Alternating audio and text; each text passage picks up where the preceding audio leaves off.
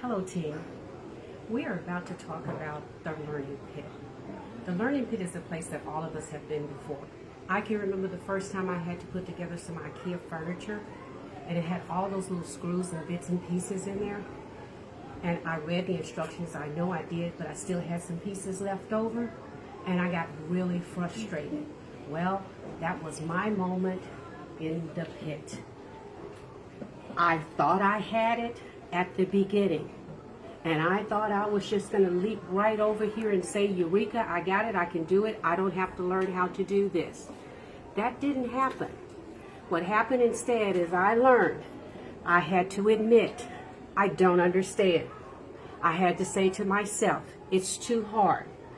I had to even say to myself, I want to quit and just let someone else do it. But I knew that I wanted to succeed, so I had to figure out how to come out of that pit.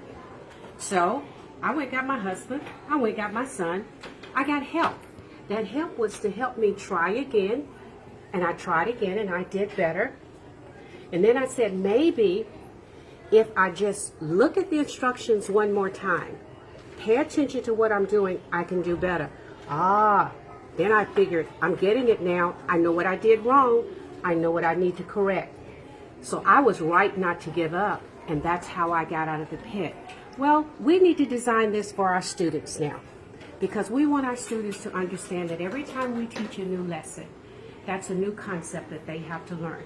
That concept may be frustrating to them. So that means that they're going to go into the pit.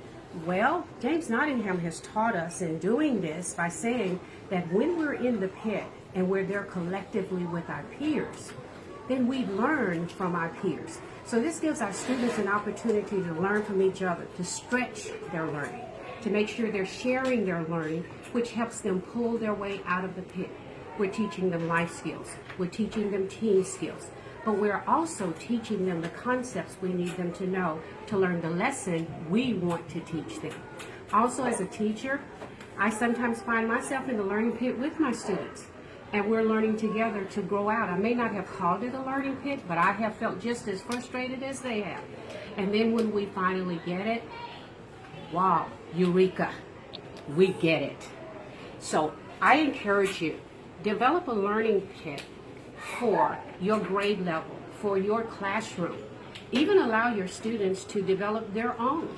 This would be a nice creative assignment that they can keep in their notebook to refer back to anytime they're feeling frustrated with what they're doing. So let's get together. Let's get some learning pits up in the hallway. Let's kind of challenge each other and let's see what we do. I'm not the greatest drawer in the world. I'm not the best writer in the world, but I'm willing to get into the pit and do my best and come out on top and say Eureka.